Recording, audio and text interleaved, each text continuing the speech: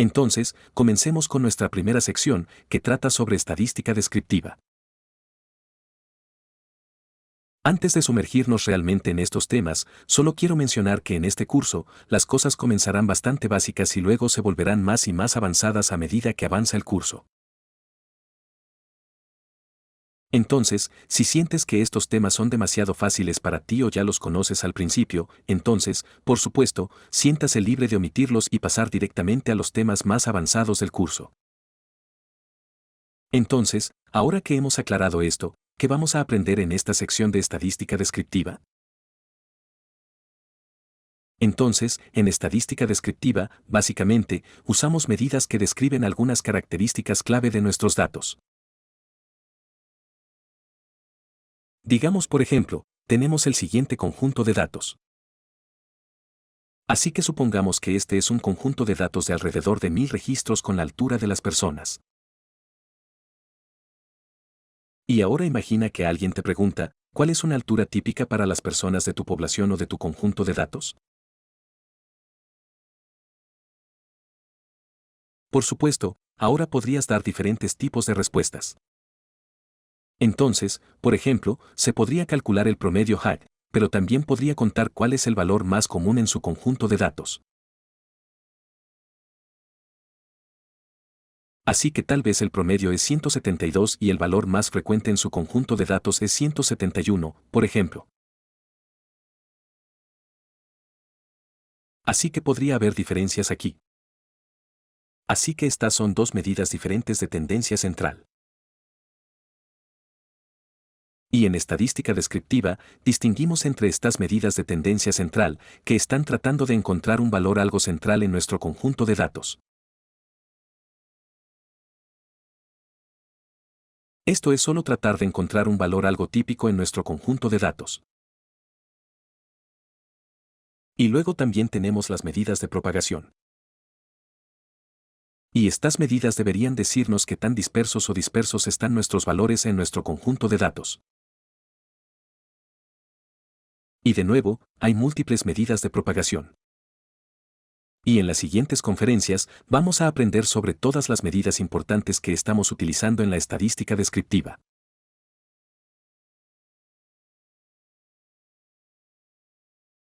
Entonces hablemos de medidas de tendencia central. Por lo general, usamos estadística descriptiva para describir una parte de la realidad con la ayuda de datos. Y podemos usar medidas para ayudar con eso. Así que hay algunas medidas y comencemos con la primera. Esta es la más común. Esta es la llamada media. En el lenguaje común, simplemente llamamos a esto usualmente promedio. Y mean es solo un término matemático de eso. ¿Qué significa esto exactamente y cómo podemos calcular la media? Vamos a echar un vistazo a un ejemplo ahora mismo. Así que supongamos que tenemos un pequeño conjunto de datos de números. Así que digamos que tenemos los números 2, 1, 3, 4 y 7. Así que estos son nuestros 5 números. Y ahora podríamos querer calcular un poco el centro de los datos. Entonces, ¿cuál es el promedio de estos números? Entonces, por ejemplo, si decimos que estos números son los productos que hemos vendido por día. Entonces, en un día, hemos vendido 2 productos. Otro día, hemos vendido un producto. Entonces, si calculamos aquí el promedio, esto podría, por ejemplo, ayudarnos a estimar lo que podemos esperar en ventas por día. Entonces, ¿cómo podemos calcular la media? La media solo se calcula por la suma de las observaciones. Eso significa que las observaciones son 2, 1, 3, 4 y 7. Así que sumamos todos estos valores y luego dividimos esto por el número de observaciones. Entonces, en nuestro caso, tenemos 1, 2, 3, 4, 5 observaciones. Entonces, si calculamos esto, tenemos aquí la suma de las observaciones. Así que son estos números sumados y dividimos esto por el número de observaciones, que es 1, 2, 3, 4, 5. Así que simplemente dividimos esto por 5 y luego, como resultado, obtenemos 17 diagonal 5 y esto es 3.4.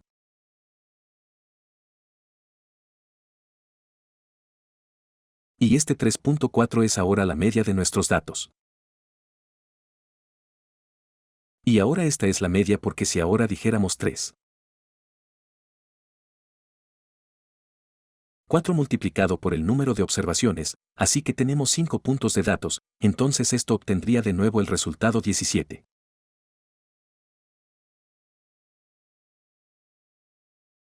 Así que esta es la suma de todos los valores. Así que esto significa que si volvemos a nuestros productos vendidos, podemos esperar vender 2.4 productos. Así que si tenemos 5 días, nosotros también entonces todos los días, si vendemos todos los días 2.4 productos, vendemos en total 17 productos, que es el mismo número que todos estos valores aquí. Así que esta media es de esta manera el centro de nuestros datos. Ahora echemos un vistazo a cómo podemos escribir esta fórmula de una manera matemática y de una manera más general para que puedas aplicarla siempre que tengas algunos datos disponibles aquí. Así que queremos transformar ahora esta fórmula en una fórmula matemática.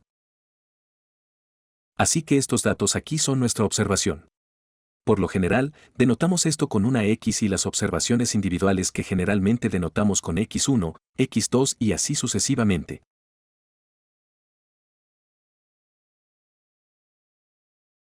Así que también podemos escribir esto de esta manera, X1, X2 y así sucesivamente. Y la última observación suele ser entonces en nuestro caso, es X5. Y si queremos mantenerlo más general, entonces decimos que el último es Xn. Así que esta n aquí es el número de observaciones. Entonces si tenemos aquí 5 valores, entonces n es igual a 5 en nuestro caso. Así que ahora vamos a tratar de reescribir esta fórmula de manera matemática. Entonces la suma que solemos denotar de manera matemática con este signo de suma. Y queremos resumir estas observaciones. Así que los llamamos X1, X2 y así sucesivamente. Eso significa estos valores que queremos resumir. Por lo tanto, escribimos aquí 11. Y la Y representa todos estos valores subíndices aquí. Así que 1, 2, 3, 4 y 5. Eso significa que comenzamos con la Y si queremos resumir eso con un 1. Y queremos ir hasta 5. O si queremos mantenerlo más general, queremos ir a la última, que es de manera más general el número n, porque es el número de observaciones.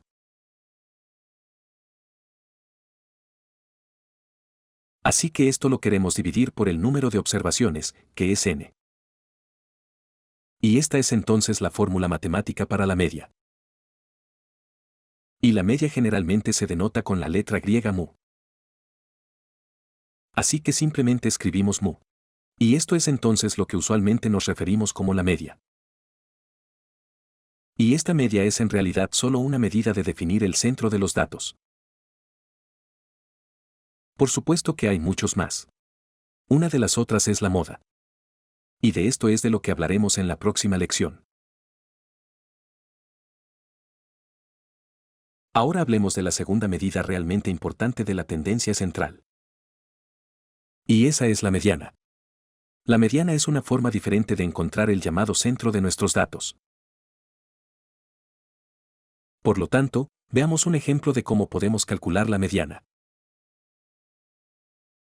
Supongamos de nuevo que tenemos un par de números en nuestro conjunto de datos.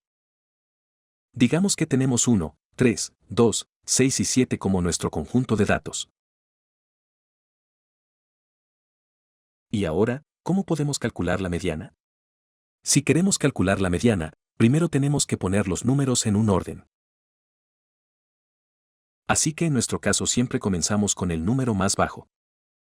Así que en este caso es un 1. Luego venimos con el segundo número que es un 2. Después de eso, un 3. El siguiente número más grande es el 6. Y después de eso, al final tenemos el 7. Así que así hemos traído los números en un orden. Y ahora, si queremos encontrar la mediana de este conjunto de datos, tenemos que encontrar el número que está exactamente en el medio.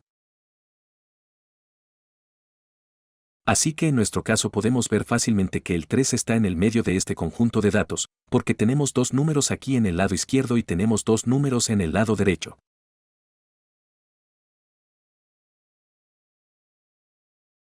Así encontraremos el median. Si tenemos, por ejemplo, más números, vamos a digamos que tenemos aquí un segundo 1 y aquí también tenemos un 8, por ejemplo, entonces solo tenemos tres números a la izquierda, tres números a la derecha y luego todavía el 3 está en el medio y es la mediana.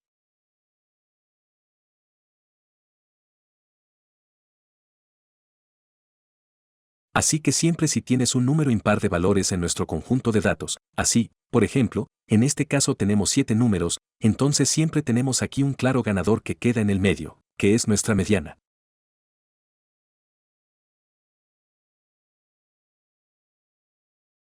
Pero, ¿qué pasa si tenemos un número par de valores en nuestro conjunto de datos? Entonces, por ejemplo, supongamos que tenemos aquí de nuevo un siguiente número, por ejemplo, un 9. En este caso, si ahora queremos encontrar el centro de este conjunto de datos, podemos comenzar aquí en el lado izquierdo, tachar un número aquí, tachar un número aquí y así sucesivamente.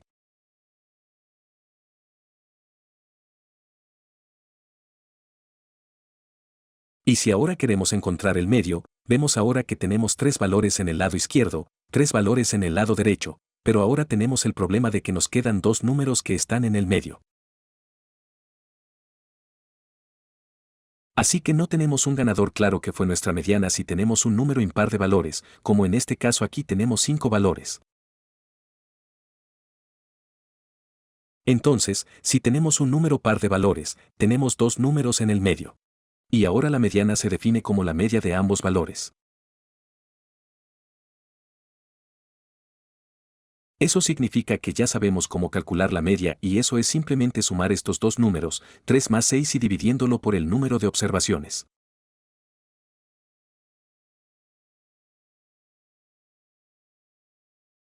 Así que tenemos dos valores aquí, eso significa que tenemos que dividirlo por 2. Y estos son 9 mitades, que es solo 4.5.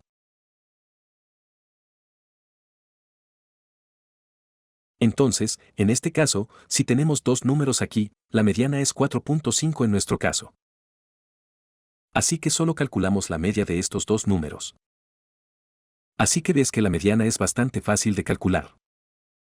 Si tienes un número impar de valores, encontrarás un número que está exactamente en el medio con la misma cantidad de números en el lado izquierdo que los números en el lado derecho.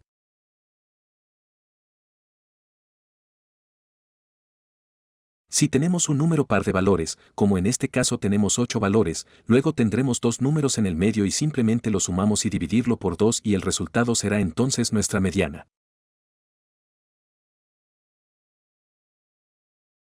Esta fue la segunda medida de la tendencia central. Después de esta conferencia, pronto hablaremos de los beneficios de la mediana frente a la media, pero antes de hacer eso, queremos hablar de la tercera medida de la tendencia central, que es la moda y que también es muy fácil de calcular.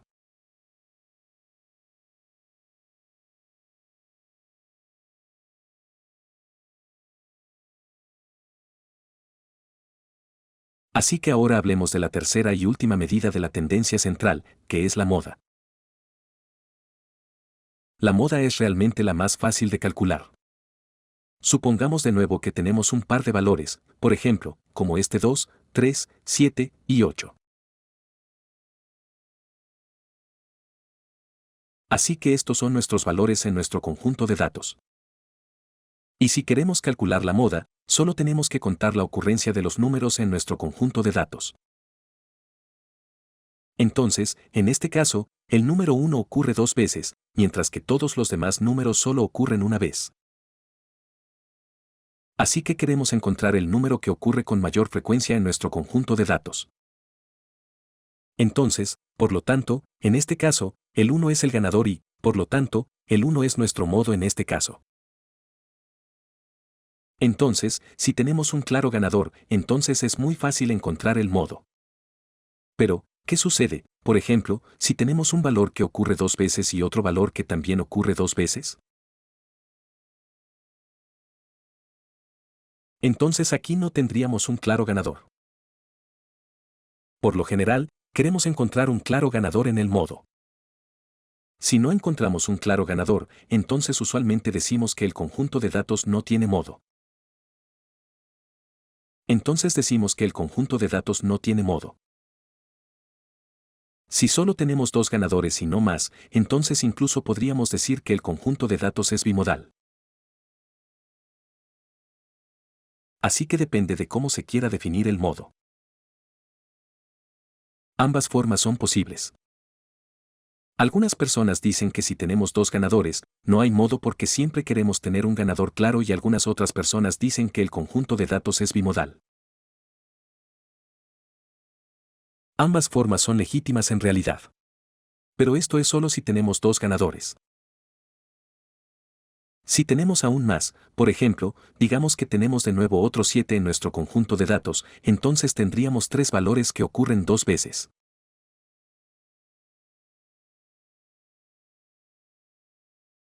Así que tendríamos 3 ganadores. En este caso, no diríamos que el conjunto de datos es trimodal, por ejemplo. Esto no diríamos. Porque normalmente siempre queremos tener un ganador claro. Entonces, en este caso, diríamos que nuestro conjunto de datos realmente no tiene modo. Podemos hacer una excepción de eso si tenemos dos ganadores, entonces algunas personas dicen que es posible que digamos que el conjunto de datos es bimodal. Pero si tenemos más de dos ganadores, siempre decimos que el conjunto de datos no tiene modo.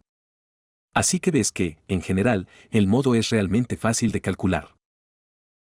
Y ahora, después de haber hablado de estas tres medidas de tendencia central, hablemos ahora de las diferencias y de cuáles son los beneficios de estas tres medidas.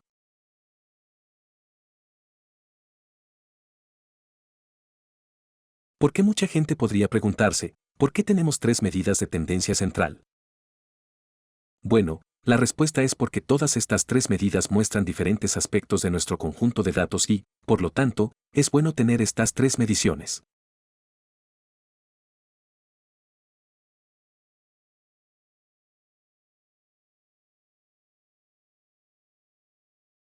Así que ahora, después de que ya hemos hablado de la media también, como la mediana, la pregunta podría ser, ¿cuándo deberíamos usar cuál de esas dos medidas? Así que esa es una pregunta justa. Y la respuesta simple es que podemos usar el medio si la media no funciona tan bien. ¿Y cuáles son las situaciones en las que la media no funciona tan bien? Para decirlo en palabras simples, es decir, si el conjunto de datos que estamos viendo no es simétrico, sino que está sesgado. Pero, ¿qué significa exactamente que nuestro conjunto de datos está sesgado? Para entenderlo un poco mejor, echemos un vistazo al siguiente conjunto de datos y ejemplo. Supongamos que estamos buscando un determinado producto y queremos comprar este producto.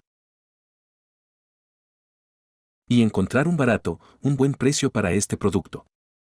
Así que para hacer eso, tenemos que echar un vistazo a algunos de los precios por los que encontramos el producto. Así que encontramos un par de precios alrededor de 21,9 pesos, pero también tenemos aquí un gran valor atípico. Y si queremos decidir ahora cuál es un buen precio para este producto por el que nos gustaría comprar este producto, entonces podríamos pensar en calcular la media de todos estos valores y luego decir que este sería un precio aceptable para que compremos este producto.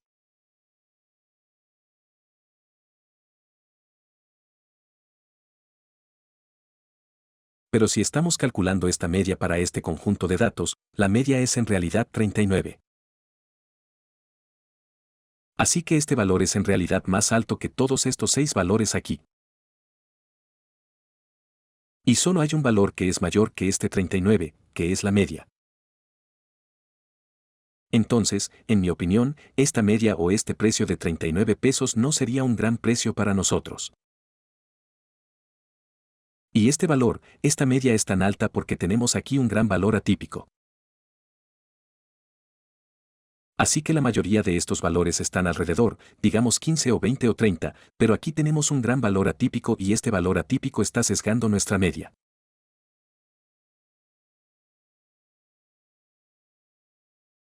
Así que hacer que nuestra media sea una mucho más grande y, por lo tanto, no es realmente tan representativo del resto de nuestros datos.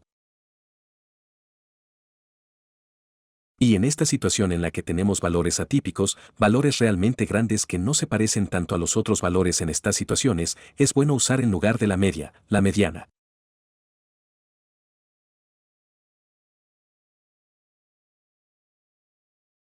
La mediana en esta situación es solo 14.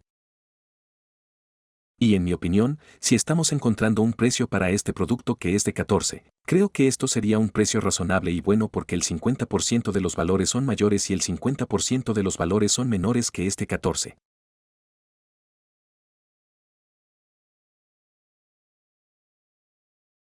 Por lo tanto, esta mediana es más representativa para nuestro conjunto de datos. Así que este es un valor que describe nuestro conjunto de datos, el centro o el centro de nuestro conjunto de datos en esta situación un poco mejor. Así que esta sería una situación en la que preferiría usar la mediana cuando tenemos grandes valores atípicos en nuestro conjunto de datos. Un ejemplo muy común de esto es la distribución global del ingreso. Así que aquí estamos concentrando, por ejemplo, aquí en esta línea verde 2003, que es aquí esta línea con el pico más alto. Y aquí vemos, por ejemplo, que tenemos muchas personas con un ingreso bastante bajo. Así que están ubicados por aquí y tenemos aquí algunos valores atípicos. Y debido a esto, vemos que la media es mucho más alta que la mediana. Así que esto se debe a estos grandes valores atípicos aquí. Así que la media en este escenario es 3400 y la mediana es alrededor de 1000. Por lo tanto, la media en este caso es más de 3 veces mayor que la media. Y, por lo tanto, el ingreso es un buen ejemplo y un ejemplo muy típico cuando tiene más sentido usar la mediana en lugar de la media, porque la mediana en este caso representa el centro mucho mejor que la media.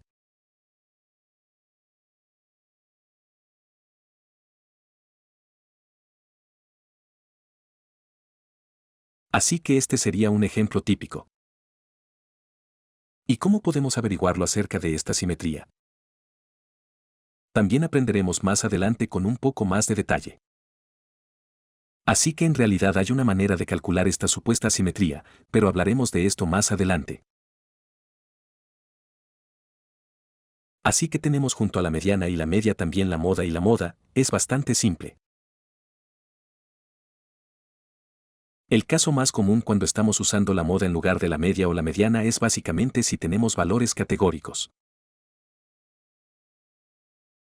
Entonces, por ejemplo, un escenario muy típico también es que estamos haciendo una encuesta y tenemos una lista de valores. Entonces, por ejemplo, 6 personas dicen que nos gusta más el fútbol, 5 personas dicen que nos gusta más el fútbol y tal vez 2 personas dicen que nos gusta más el hockey. Entonces, en este caso, tiene sentido usar solo el modo porque no tenemos valores numéricos aquí y, por lo tanto, no podemos usar la media y la mediana. Así que esto es bastante simple para el modo. Pero ahora para la media y la mediana, vamos a resumir rápidamente lo que hemos aprendido con respecto a la media y la mediana. Entonces, dado que la media es bastante sensible a los valores atípicos, por lo tanto, si tenemos valores atípicos grandes, en otras palabras, un conjunto de datos asimétrico entonces es bueno usar también, o incluso en lugar de la mediana porque es menos sensible a los valores atípicos y, por lo tanto, sería una mejor medida de la tendencia central.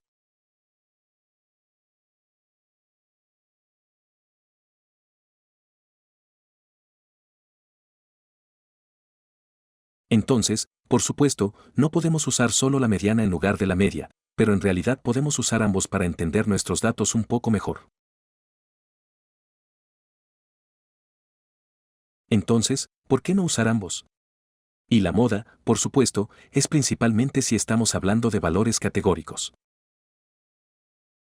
Así que ahora, después de que ya hemos mencionado la asimetría y la simetría en nuestro conjunto de datos, hablemos un poco más en detalle sobre esa medida porque también hay una medida que se llama asimetría.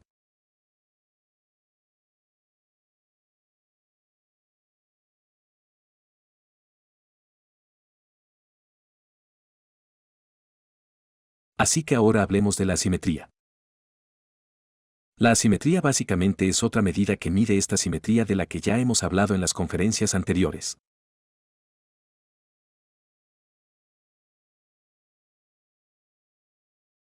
Así que supongamos que para entender esto un poco mejor, tenemos este tipo de distribución normal.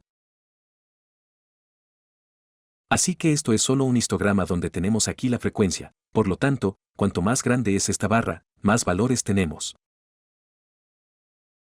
Por ejemplo, para el valor 172, que es esta barra, tenemos un poco más de 1500 valores. Así que vemos que tenemos aquí en ambos lados valores atípicos algo similares.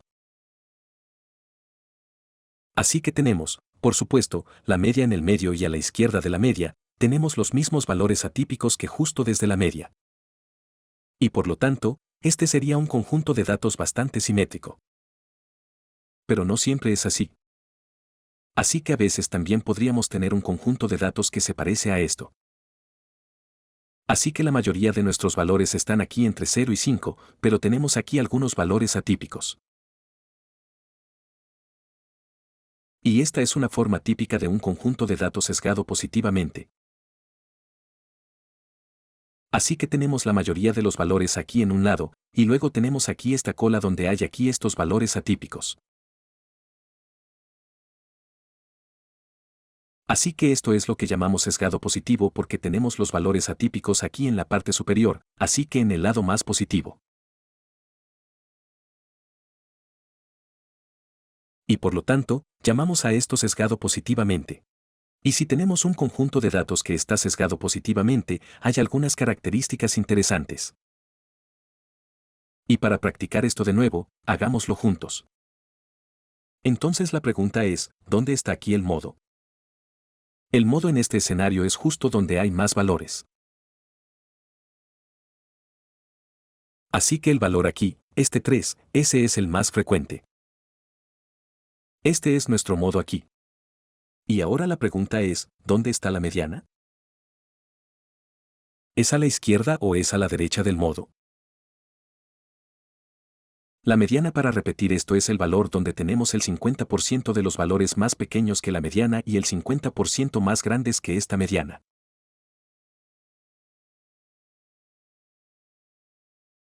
Entonces yo diría que está por aquí.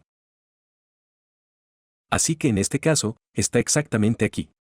Y eso significa que tenemos 50% de los valores en el lado izquierdo y el 50% de los valores aquí en el lado derecho. Pero ahora la siguiente pregunta es, por supuesto, ¿dónde está la media? Y como ya aprendimos que la media es más sensible hacia estos valores atípicos y tenemos los valores atípicos aquí en el lado derecho, deberíamos asumir que la media es aún más correcta.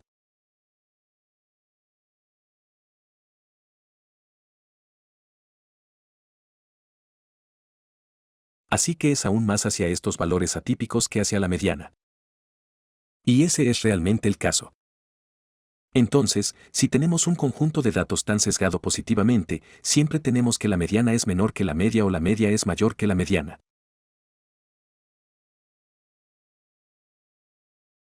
Y esto es lo que siempre tenemos si tenemos un conjunto de datos sesgado. Y también, si sabemos que nuestro conjunto de datos es mayor que la media, entonces también sabemos por el otro lado que debe ser un conjunto de datos sesgado.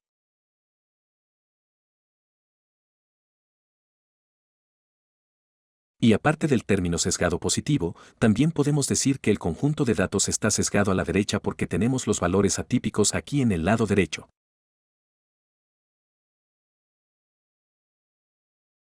Así que en el lado más positivo y la media es mayor que la mediana.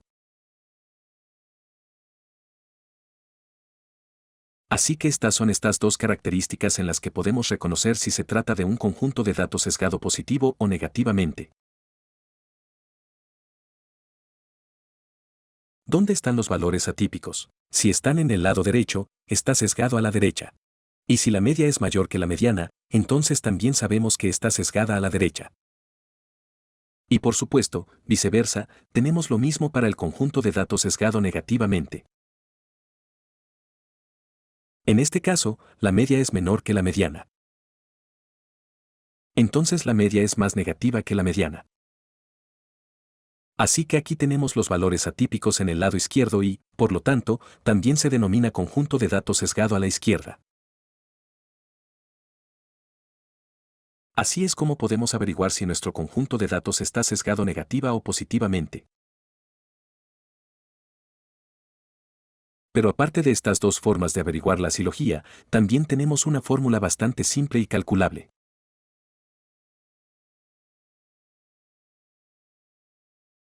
Entonces, por supuesto, como esta asimetría es en realidad una medida de la asimetría, necesitamos una fórmula que nos devuelva un valor y este valor es la asimetría.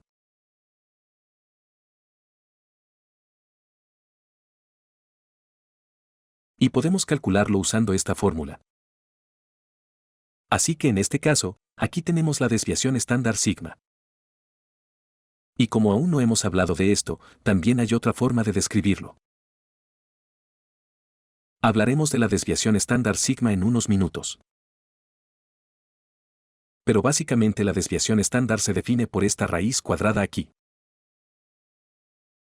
Así que la raíz cuadrada de 1 dividido por n y luego aquí esta suma. Así que esto es solo la desviación estándar y llevamos esto a la potencia de 3. Por lo tanto, también tenemos aquí este 3. Y luego aquí en el numerador, tenemos esta fórmula, que también tiene aquí este llamado centrado de la media. Entonces eso significa que tenemos la media y para cada valor en nuestro conjunto de datos, es decir, aquí este x sub i, restamos la media. Así que la media se describe aquí con esta barra x. Y esta es la fórmula algo simple donde podemos calcular la llamada asimetría. Y si este valor, por lo que este valor de asimetría es mayor que 0, entonces decimos que el conjunto de datos está sesgado positivamente o sesgado a la derecha. Y luego viceversa, si este valor es menor que 0, entonces decimos que el conjunto de datos está sesgado negativamente o sesgado a la izquierda. Entonces, en esta situación, tendríamos un conjunto de datos que tiene los valores atípicos aquí en el lado izquierdo, luego el conjunto de datos está sesgado negativamente. Y, por supuesto, si tenemos este valor gamma sub m, por lo que nuestra asimetría es igual a 0, entonces, por supuesto, tenemos un conjunto de datos perfectamente simétrico. Entonces esto sería entonces un conjunto de datos no sesgado. Así que esto es básicamente lo que necesitamos para conocer la simetría, que es una medida de simetría. Así que una medida si tenemos más valores atípicos en el lado derecho, o si tenemos más valores atípicos en el lado izquierdo. Pero para poner en práctica este conocimiento ahora de nuevo, echemos un vistazo al siguiente ejercicio.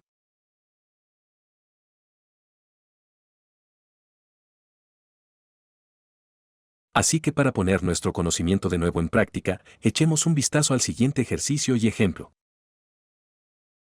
Así que supongamos que tenemos una tienda y estamos tomando nota sobre cuántas personas están entrando a nuestra tienda en cada hora.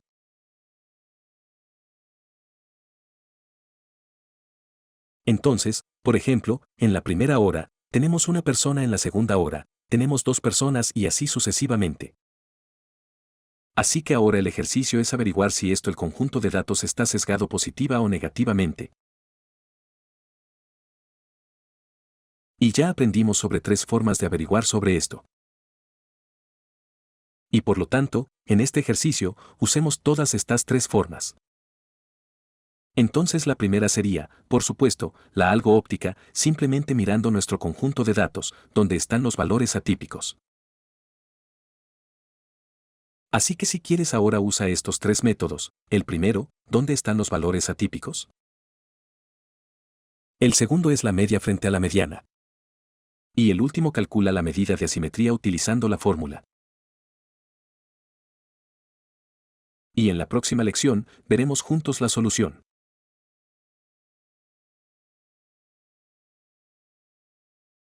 Así que echemos un vistazo a la solución juntos. Así que tenemos este gráfico de frecuencia aquí, donde tenemos, por ejemplo, para el 1, tenemos 4 veces la ocurrencia del valor 1. Así que vemos que aquí, tenemos 1, 2, 3, 4 veces el 1. Y también vemos con solo mirar este histograma, que los valores atípicos están aquí en el lado derecho. Y por lo tanto, podemos estar bastante seguros de que el conjunto de datos está sesgado positivamente o a la derecha. Así que esto es lo que podemos averiguar con solo mirar este histograma. Pero ahora también vamos a calcular eso. Y el primer método, queremos usar la media frente a la mediana. Entonces, ¿cuáles de esos son más grandes? Entonces, sabiendo que el conjunto de datos está sesgado positivamente, ¿qué crees que es más grande, la media o la mediana? Así que vamos a responder a esta pregunta. Así que, por supuesto, primero, el valor más común en nuestro conjunto de datos es el tú. Es el valor más frecuente. Pero la mediana es, por supuesto, como esperamos, mayor que este modo aquí. Así que está en 2.5. Y la media, esperamos que sea aún mayor. Y, en efecto, la media en esta situación es en realidad 3. Así que la media es, de nuevo, como esperábamos, mayor que la mediana. Y así, también sabemos que el conjunto de datos debe estar sesgado a la derecha. Pero ahora también vamos a calcular exactamente esta fórmula. Así que vamos a calcular la asimetría. Así que queremos usar esta fórmula aquí. Y si queremos para usar esta fórmula, necesitamos, por supuesto, la media de nuestro conjunto de datos. Así que x bar es la media. Y ya hemos calculado esto. Aquí están 3. Y también usando esta media, ahora podemos calcular este denominador aquí. Y esto es aproximadamente 5.48. Y aquí la parte superior también es bastante fácil de calcular. Mean es el número de conjuntos de datos. Y luego simplemente usamos esta fórmula bastante simple aquí. Así que aquí el numerador es 4. Y si ahora dividimos el numerador por el denominador, obtenemos el valor, que es 0.73.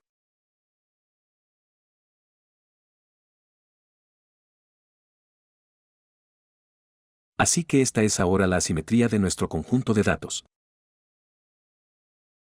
Y como este es un valor positivo, por supuesto, ya lo sabíamos.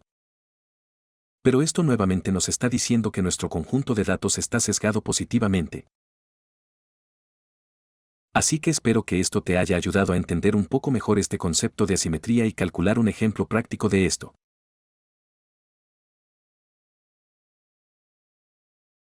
Espero verte en la próxima conferencia.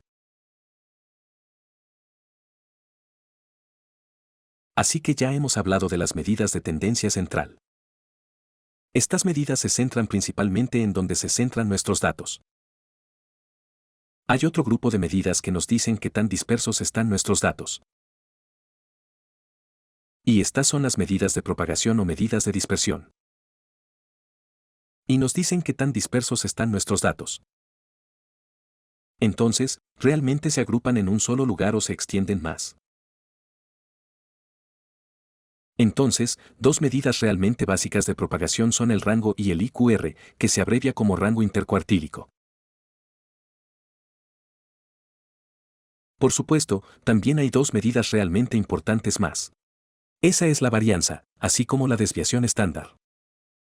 Hablaremos de ellas pronto. Pero antes de hacer eso, entendamos rápidamente el rango y el IQR mirando un ejemplo.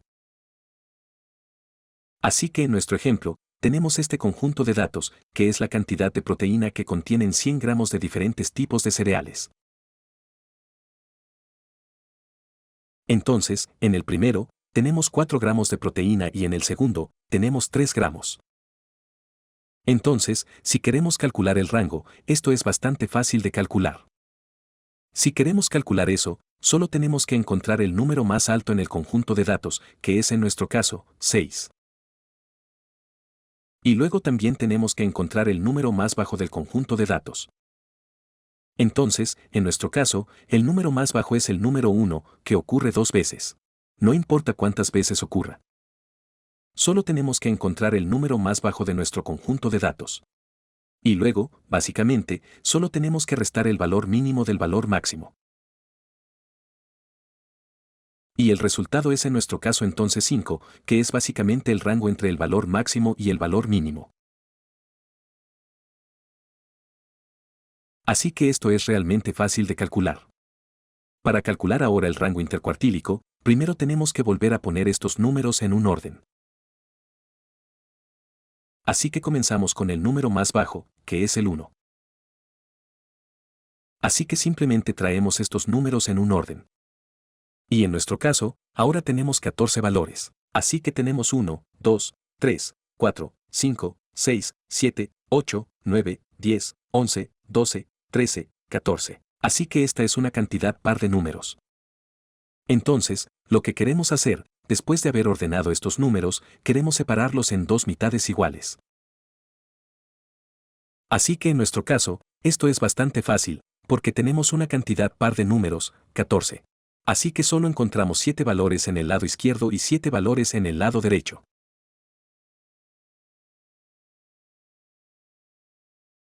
Así que podemos dibujar una línea exactamente aquí en el medio, porque ahora tenemos 1, 2, 3, 4, 5, 6, 7 valores en el lado izquierdo y también 7 valores en el lado derecho. El segundo paso que estamos haciendo, después de haber dibujado una línea exactamente en el medio, queremos encontrar el número exactamente en el medio de la partición izquierda, que es el 2, porque el 2 está exactamente aquí en el medio de esta partición izquierda.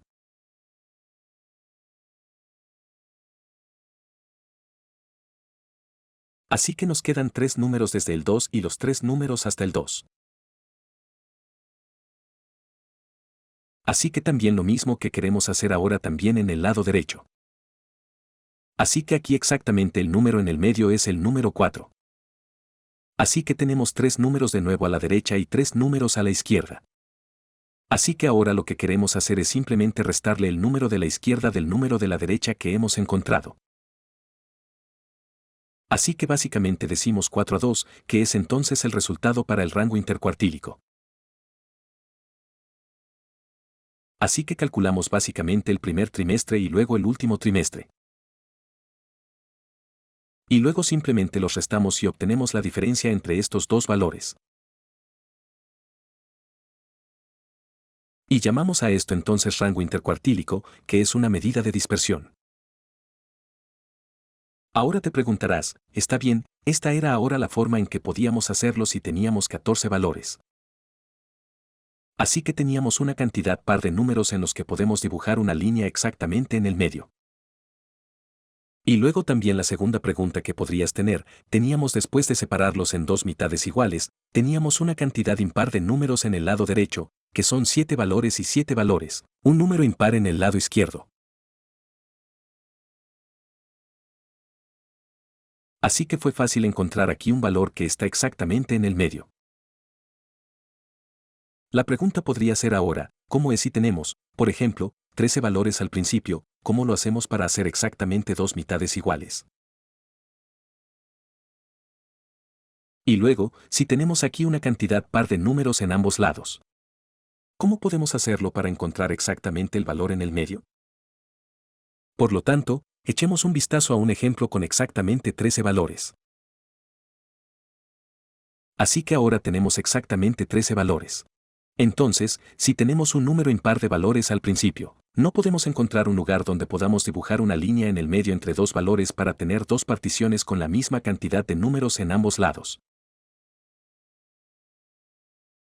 Entonces, en este caso, solo queremos encontrar el número que está exactamente en el medio. Así que como tenemos 13 valores, podemos encontrar 6 valores en el lado izquierdo y 6 valores en el lado derecho. Así que queda exactamente un número en el medio. Entonces esto es en este caso donde trazamos la línea. Así que simplemente dejamos fuera este número que está exactamente en el medio y luego tenemos dos particiones nuevamente con la misma cantidad de números, en este caso. 6 números, tanto en el lado derecho como en el lado izquierdo. El segundo paso fue entonces encontrar en ambos lados un número que esté exactamente en el medio. Así que aquí nuevamente, no podemos encontrar un número que esté exactamente en el medio porque en realidad tenemos dos números que están formando el centro. Así que tenemos dos valores a la izquierda de estos valores y dos valores a la derecha de estos dos valores.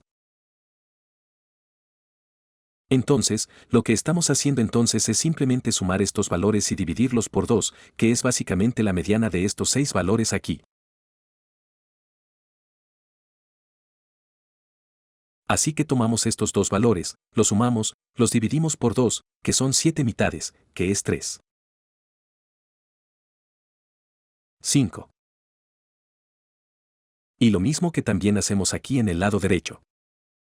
Tenemos aquí estos dos valores, 6.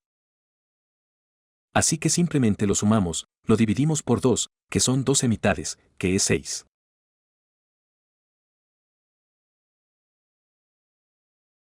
Y luego tenemos aquí el valor en el lado izquierdo y también el valor en el lado derecho.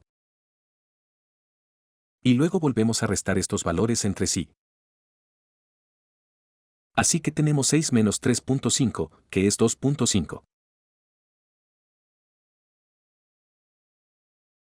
Así que este es entonces el rango intercuartílico y como lo calculamos si tenemos un número impar de valores al principio y una cantidad par de números después de haber hecho el primer paso. Así que teníamos 6 valores aquí. Entonces, para resumir rápidamente eso, ¿cómo podemos calcular el IQR? Si tenemos un número par al principio, luego simplemente dibujamos una línea exactamente en el medio. Si tenemos un número impar al principio, simplemente encerramos en un círculo el valor medio exacto y ahí es donde dibujamos la línea. Entonces tenemos dos particiones que tienen la misma longitud con la misma cantidad de números, tanto en el lado derecho como en el lado izquierdo. Ahora tenemos de nuevo dos opciones.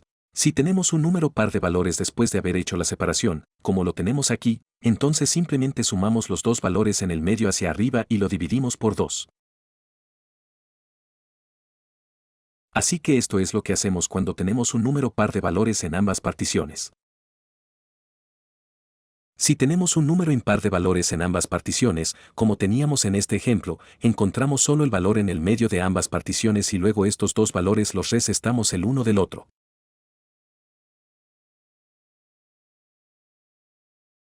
Así es como calculamos el rango y el rango intercuartílico, que son dos medidas bastante básicas de dispersión que nos dicen qué tan dispersos están nuestros datos.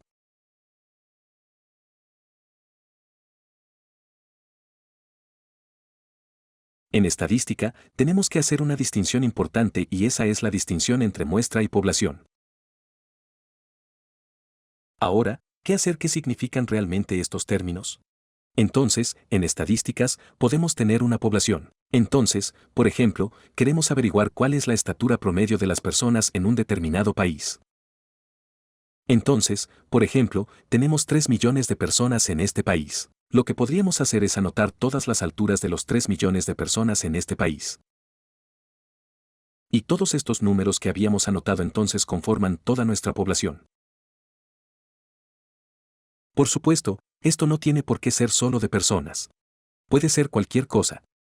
Por ejemplo, queremos saber el tamaño promedio de las hojas de un árbol y estamos viendo solo un árbol. Entonces toda la población que es relevante para nosotros son todas las hojas de los árboles o para ser más precisos, todos los tamaños de las hojas de este árbol. Y, por supuesto, ahora es realmente difícil preguntar a todas las personas y medir todas las hojas de un árbol. Y por lo tanto, lo que hacemos en estadística es extraer muestras de la población para sacar conclusiones sobre toda la población.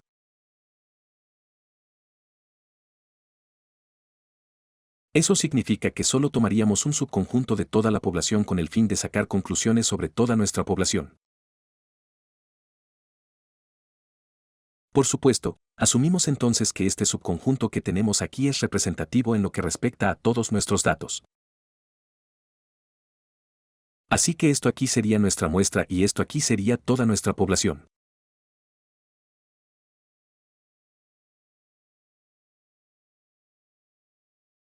Ahora es importante que la población tenga ciertos parámetros. Entonces uno de estos parámetros es mu, que es la media o en el lenguaje común, nos referimos a esto como el promedio. Entonces esto sería, por ejemplo, el promedio de la altura de las personas en un determinado país. Y luego hay más parámetros. Por ejemplo, también está el tamaño de la población, que se denota con una n. Así que este es el tamaño de la población. Eso significa, por ejemplo, si tenemos 3 millones de personas en este país, entonces el tamaño de la población sería de 3 millones. Si tenemos 1000 hojas en un árbol y estamos mirando el tamaño de las hojas, entonces el tamaño de la población aquí sería 1000. Y luego también tenemos la varianza, que se denota por este sigma al cuadrado, del que también hablaremos pronto.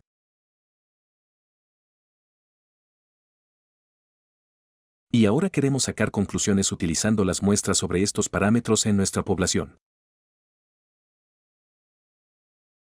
Por ejemplo, nos gustaría saber cuál es la estatura media de la gente en este país. Y luego podemos ir a unas 1000 personas, medir su altura, calcular la media de estas personas, y luego sacar conclusiones sobre esta media de toda la población.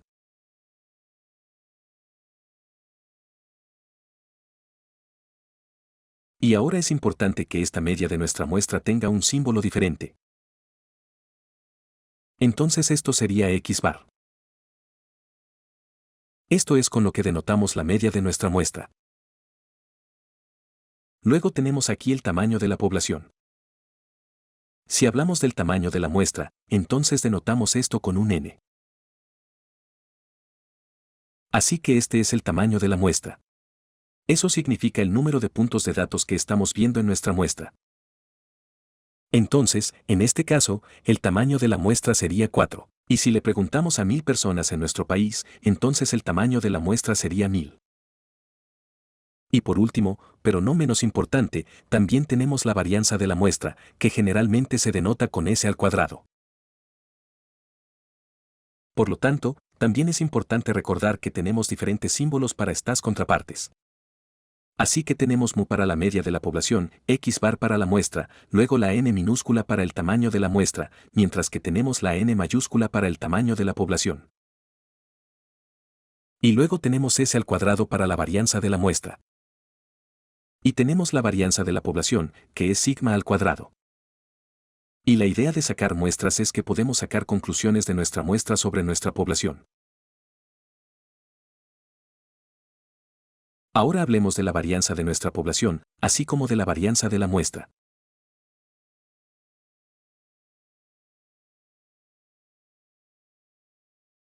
Ahora que ya conoces nuestras dos medidas básicas de propagación, que era el rango y el rango intercuartílico, hablemos ahora de dos medidas un poco más sensibles de propagación.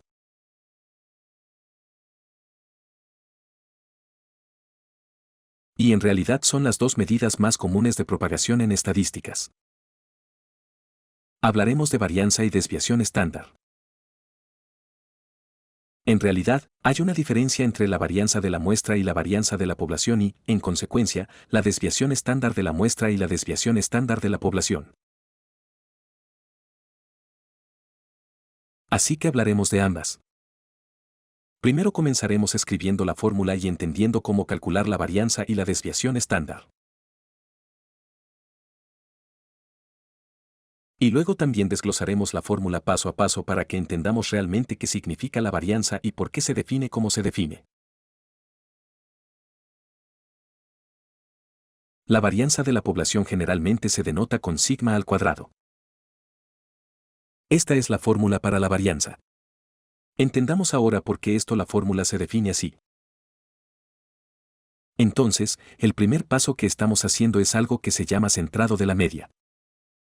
Eso significa que calculamos la diferencia de todos nuestros puntos de datos con respecto a la media porque queremos averiguar qué tan dispersos están nuestros datos de la media.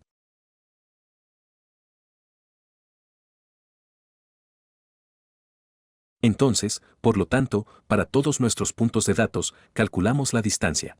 Y luego, dado que algunos de estos resultados de estas diferencias será positivo y algunos serán negativos, por lo tanto, lo elevamos al cuadrado para que todos nuestros valores sean positivos. Porque de lo contrario, algunos de los valores serían negativos, algunos serían positivos y luego podrían borrarse unos a otros. Así que veamos un ejemplo de lo que esto realmente significa. Así que supongamos que tenemos un par de valores y nuestra media es 3. Entonces tal vez tengamos algunos valores como 5, 6, 2, 0 y 3. Luego queremos calcular la distancia entre cada uno de los puntos de datos a la media para entender realmente qué tan dispersos están nuestros datos. Y luego, como está en este caso, tenemos aquí un valor negativo -2 y tenemos aquí un valor positivo valor que es 2. Y si no lo elevamos al cuadrado, entonces en realidad obtendríamos como resultado aquí esta suma total sería 0. Esa es la primera razón por la que queremos elevarlo al cuadrado. En realidad, también hay una segunda razón porque este cuadrado da más peso a los valores atípicos. Entonces, si tenemos algunos valores que están muy lejos de la media, entonces estos valores obtienen un peso adicional debido a la cuadratura. Y esta es en realidad una propiedad que nos gusta tener en la varianza, ya que es una medida de la dispersión y si tenemos algunos valores realmente dispersos, es bueno si estos valores tienen más peso que otros valores. Por lo tanto, esta es una definición realmente útil que es una medida realmente informativa sobre la propagación. Esta es la varianza de la población. Ahora, antes de pasar a un pequeño ejemplo y calcularlo, tengamos también la definición de la varianza de la muestra porque es bastante similar.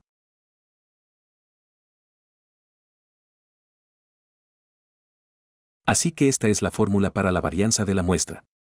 Así que algunas cosas pueden ser bastante intuitivas.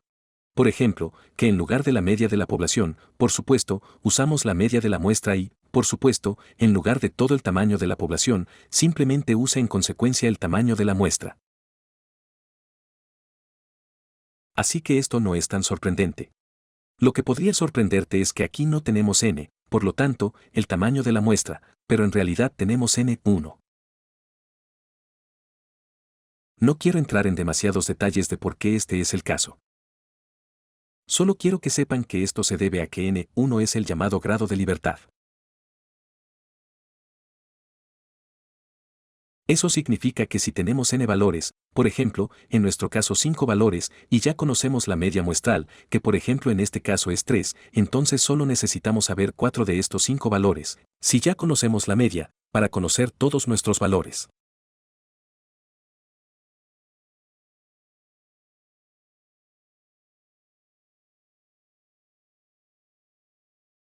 Así que solo tenemos estos 4 valores y luego con estos 4 valores ya sabemos el último valor.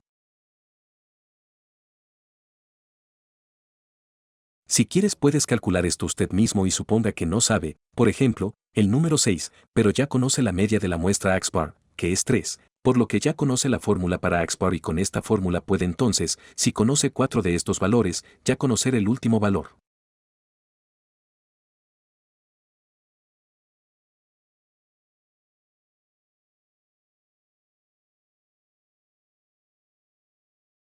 Y por lo tanto, esta es la llamada varianza de muestra corregida, porque este valor es en realidad una mejor estimación de nuestra varianza poblacional.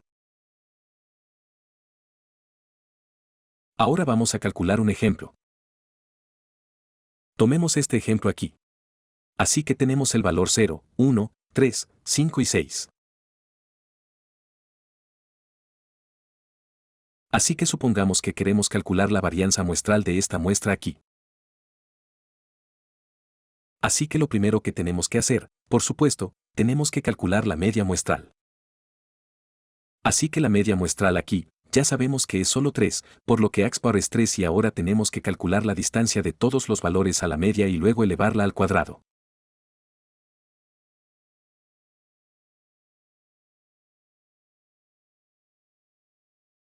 Entonces esto estaría en el primero 0 a 3.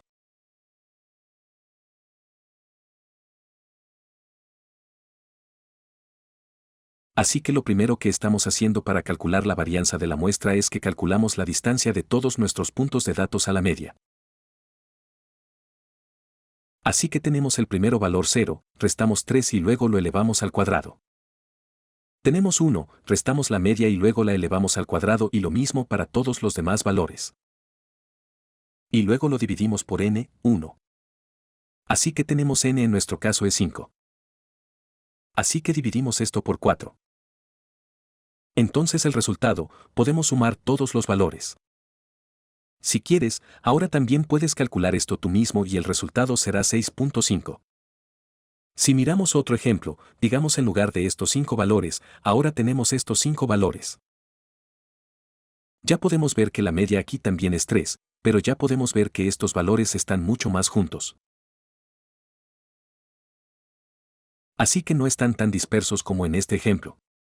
Así que esperaríamos que la varianza sea mucho menor de lo que la tenemos aquí en este conjunto de datos. Así que ahora ya hemos la media. Puedes, si quieres, calcular eso también tú mismo para verificarlo y hacer algo de ejercicio, pero ahora solo vamos a ir con la media, que es 3. Y ahora para calcular la varianza de la muestra, tenemos que restar nuevamente el valor 2 a 3, que es la media, cuadrarlo al cuadrado y luego hacer esto para todos los valores.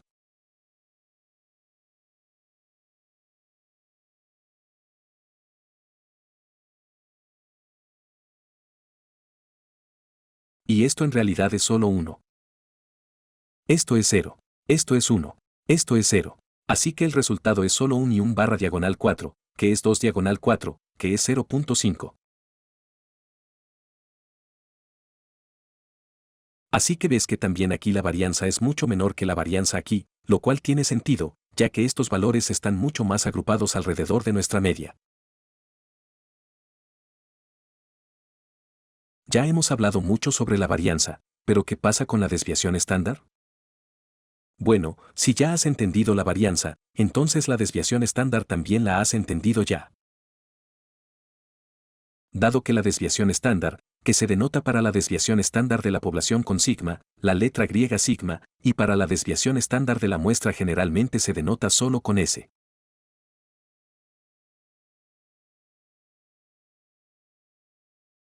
Así que esto es básicamente la raíz cuadrada de sigma al cuadrado, que es simplemente aquí nuestra varianza.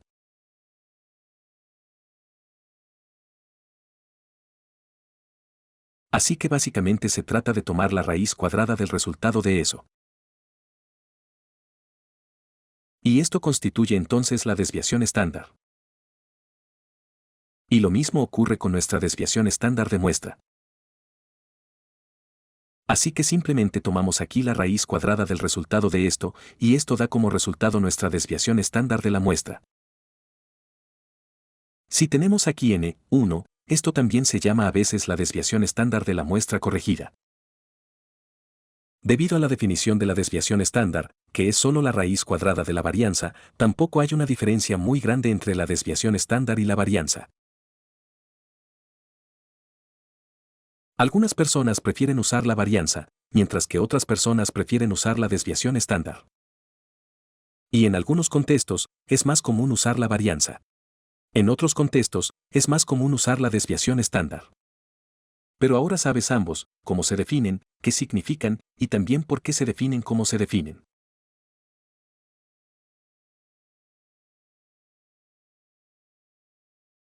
Ahora que hemos aprendido sobre nuestras medidas de tendencia central, así como nuestras medidas de spread, entendamos ahora cómo cambian estas medidas y cambiamos los datos subyacentes.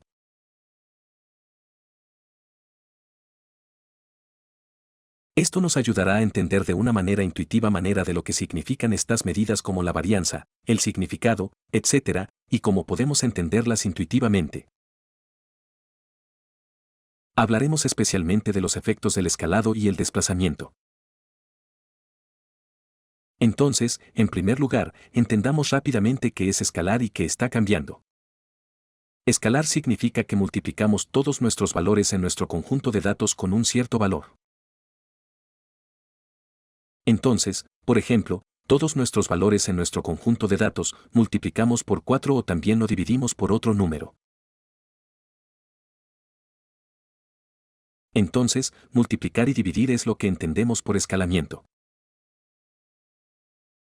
Desplazamiento significa que queremos sumar o restar un cierto valor. Entonces, por ejemplo, agregaremos el número 5 a todos nuestros valores en nuestro conjunto de datos. Así que ahora entenderemos cómo esto afecta a nuestras medidas de así como nuestras medidas de propagación. Y vamos a ver un ejemplo. Entonces, por ejemplo, tenemos un conjunto de datos que es algo así. Así que este es nuestro conjunto de datos muy simple y ahora queremos calcular todas nuestras medidas. Así que la media es 4 ya que todos estos valores sumados son 24 y tenemos 6 observaciones. Así que tenemos 6 puntos de datos, eso significa que dividimos 24 entre 6 y el resultado es 4.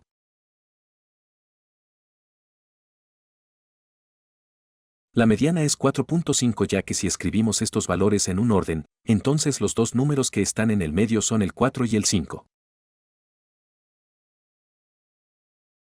Así que tenemos que calcular la media de 4 y 5, que es 4 y medio. La moda es el número que aparece con más frecuencia, que en nuestro caso es el número 5. Y el rango es la diferencia entre el valor más alto, que es 7 y 1, que es 6. El rango intercuartílico en este caso también es bastante fácil de calcular. Tenemos 6 valores, por lo tanto, separamos estos. 3 valores más bajos y luego el 5, 5 y al final está el 7. Y luego encontramos aquí la mediana de la partición izquierda, que es el 2 y la mediana de la partición derecha, que es el 5. Y luego restamos 2 de 5, que es 3. La varianza es un poco más difícil de calcular, pero ya tenemos la media calculada y luego, con la fórmula de la varianza, podemos calcularla fácilmente. Así que vamos a escribirlo. Así que calculemos rápidamente esto. Tenemos el primer valor, que es un 1 y tenemos que restar la media, que es 4. Así que tenemos 1 menos 4 y luego elevamos esto al cuadrado. Así que menos 3 al cuadrado es 9. Luego el siguiente valor es 2 menos 4, que es menos 2 y luego al cuadrado es 4. Así que hacemos todo esto para el resto de la y el resultado es 24 dividido por 6, que es 4.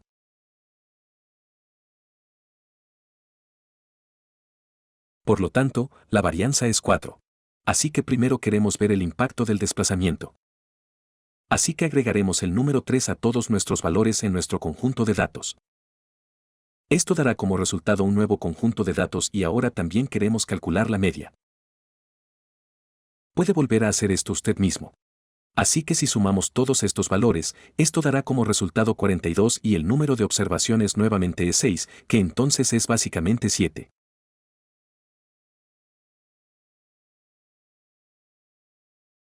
Entonces, si solo sumamos 3, eso significa que cambiamos todo nuestro conjunto de datos por el número 3, esto resultará en solo una diferencia de la media de más 3. Así que 4 más 3 es igual a 7. Echemos un vistazo a la siguiente, que es la mediana y cuál es el efecto del cambio en la mediana. Entonces, si escribimos todos estos valores en un orden, entonces obtenemos que en el medio está el 7 y el 8. Así que la media de 7 y 8 es solo 7.5. Así que la mediana está aquí 7.5. Entonces, si cambiamos todo nuestro conjunto de datos por el número de 3, también la mediana se desplazará en el número 3. Ahora echemos un vistazo al modo. Por supuesto, anteriormente el número que aparece con más frecuencia era el número 5. Así que este era nuestro modo. Entonces, si cambiamos todo este conjunto de datos por el número de 3, entonces el valor que ocurre con más frecuencia será solo 5 más 3, que es 8. Así que este es el número que ocurre con más frecuencia y, por lo tanto, este es nuestro modo. Y, por supuesto, de nuevo, puedes ver que solo tenemos que agregar el número 3 a nuestro modo anterior para obtener el nuevo modo del conjunto de datos desplazado. Así que para el rango, es un poco diferente. Así que aquí, si calculamos el rango, tenemos el valor más alto, que es un 10 y el más bajo, que es un 4. Así que el resultado es 6. Así que tenemos 10 menos 4 es 6. Eso significa que aquí todavía tenemos el mismo rango, lo cual tiene sentido ya que las diferencias entre todos estos valores siguen siendo las mismas. Y el rango es solo una medida de cuán disperso es nuestro conjunto de datos. Por lo tanto, el rango no cambia. Para el rango intercuartílico, tenemos lo mismo. Así que aquí tenemos de nuevo también el número 3. ¿Por qué es eso? Así que tenemos de nuevo dos particiones, 4, 5 y 7 y 8, 8, 10. Y la mediana de la partición izquierda es 5 y la mediana de la partición derecha es el número 8.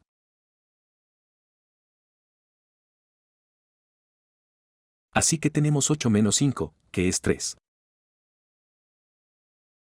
Así que, de nuevo, no tenemos ningún cambio. Ahora, ¿qué pasa con la varianza? Esto volverá a dar como resultado el valor 4. No necesitamos calcular la varianza. Podemos entender fácilmente que esto debe ser cierto, que si estamos cambiando nuestro conjunto de datos, entonces el resultado será el mismo. Así que podemos entender esto escribiendo de nuevo la fórmula. Entonces, si cambiamos nuestro valor, ¿cuál es el nuevo valor de nuestra varianza? Así que podríamos simplemente reemplazar el 11. En primer lugar, nosotros escribiremos la suma. Luego tenemos y1. Y ahora tenemos los valores cambiados. Entonces decimos 11 más un cierto valor, que es y. Y luego queremos restar la nueva media, que sabemos que simplemente se desplaza por este y. Entonces, si la media ha sido anterior a mu, entonces la nueva media es simplemente mu más y. Esto lo hemos aprendido aquí en el cambio de la media. Y luego, por supuesto, tenemos que elevar esto al cuadrado. Y tenemos la misma cantidad de números, que es n. Y ahora si calculamos esto, bueno, vamos a hacer esto aquí. Entonces vemos que aquí tenemos la suma 11 más y.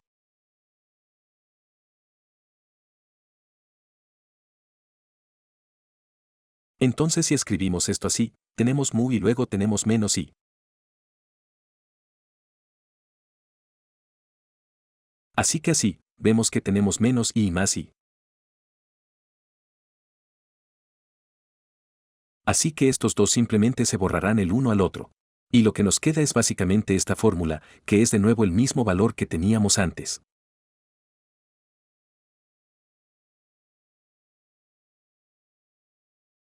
Así que eso significa que si solo añadimos un valor como y a todos nuestros puntos de datos, esto no tendrá ningún efecto sobre esta suma aquí. Dado que sumamos y luego lo restamos de nuevo, porque la media también es cada vez mayor. Por lo tanto, esto resultará en el mismo valor aquí, y eso significa que la varianza no cambia. Puedes probar esto tú mismo también para la media.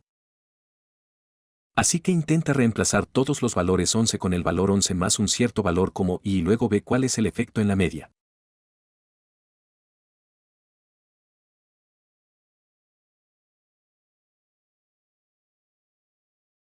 Por supuesto, ya sabes el resultado que será la media entonces mu más y.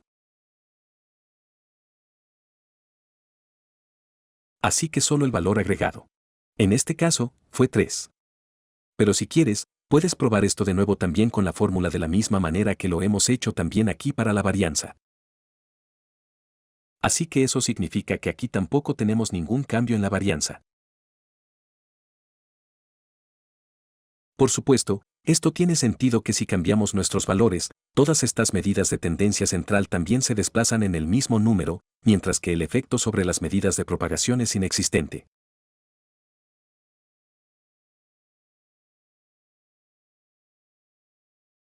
Esto también tiene sentido ya que estas medidas no están más dispersas.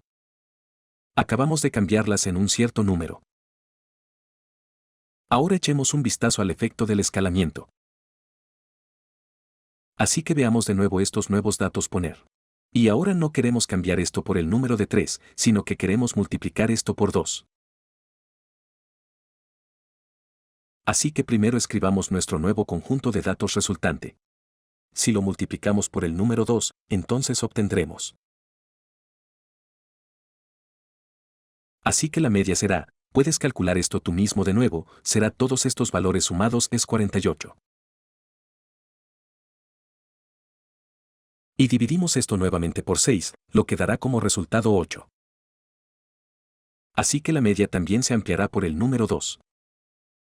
Entonces, si tenemos aquí la escala por el número de 2, también tenemos que multiplicar la media por 2. Para la mediana, también podemos calcular los dos valores en el medio, calcular su media, que es 9.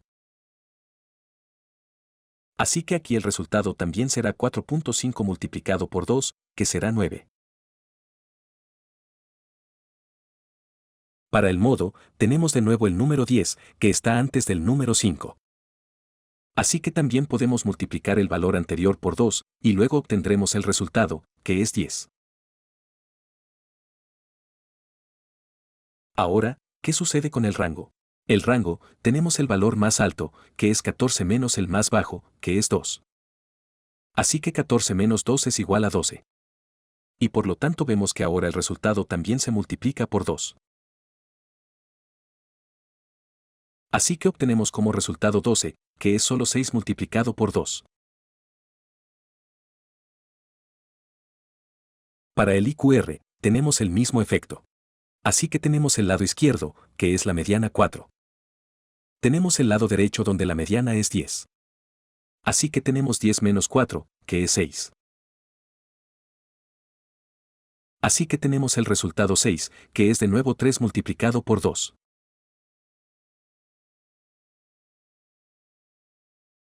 Y para la varianza, ahora tenemos algo interesante. Y queremos ahora, porque este es el más difícil, también calcular esto y luego también demostrar de manera matemática que nuestra teoría es correcta. Ya lo he calculado. También puedes calcularlo tú mismo, pero el resultado será 16.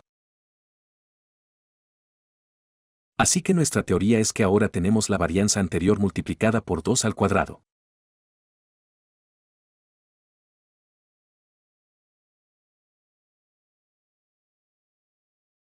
Así que si multiplicamos aquí por 3, entonces el resultado se multiplicaría por 3 al cuadrado.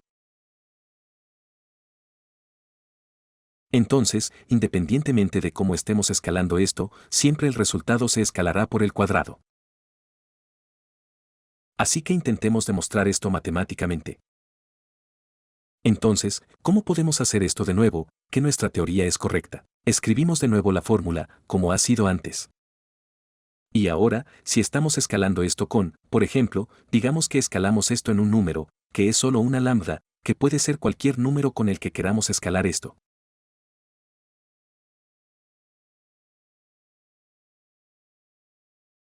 Así que multiplicamos esto por un cierto número. Digamos esto number es lambda. Por ejemplo, lambda podría ser 3 o 2 o cualquier otro número. Entonces podemos volver a reemplazar todos estos valores, ya que los hemos multiplicado por lambda multiplicado por 11.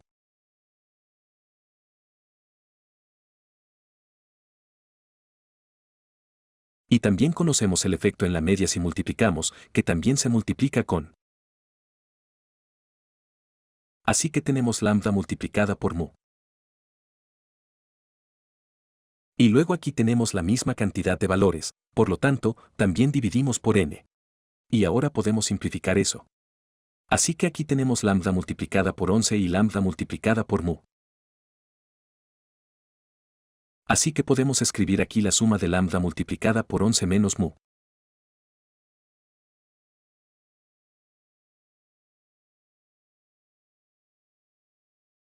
Así que verás fácilmente que esto es solo la expansión del producto aquí. Ahora podemos simplificar esto aún más, ya que tenemos aquí esta lambda al cuadrado. Ahora también podemos elevar al cuadrado esto afuera y luego calcular 11 menos mu y elevar esto al cuadrado.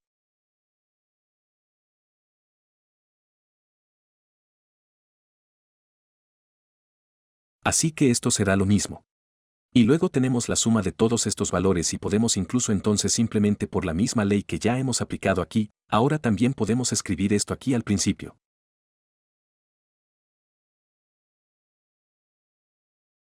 Así que el resultado será solo una lambda al cuadrado. Luego tenemos la suma y 1 a n y esto se dividirá por n. Y esto es básicamente entonces lambda al cuadrado y luego aquí la suma.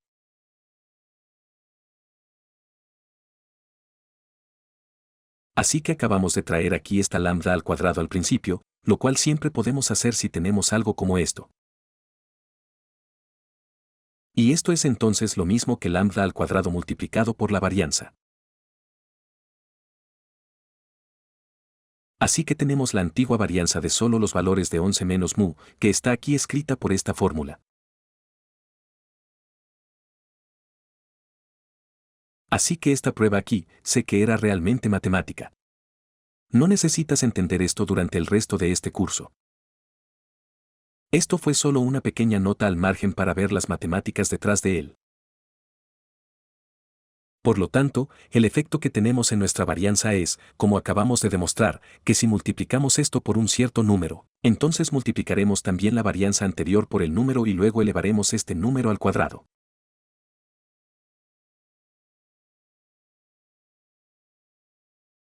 Entonces, si multiplicamos nuestro conjunto de datos por 2, entonces obtenemos que multiplicar la varianza por el número 4. Y si lo multiplicamos por 3, 3 al cuadrado es 9, entonces tendríamos que multiplicar el 4 por el número 9, lo que daría como resultado 36. Así que ves que la varianza es realmente más sensible que las otras medidas. Entonces, si la distancia es cada vez mayor entre nuestros valores, el efecto sobre la varianza será realmente fuerte porque hemos elevado todos nuestros valores al cuadrado y, por lo tanto, el efecto sobre la varianza será aún más fuerte que sobre el rango y sobre el IQR.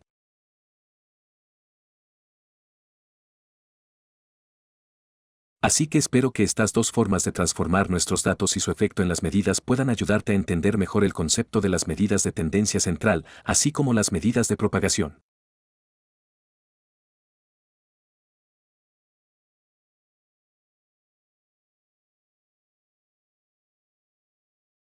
Ahora hablemos de momentos estadísticos.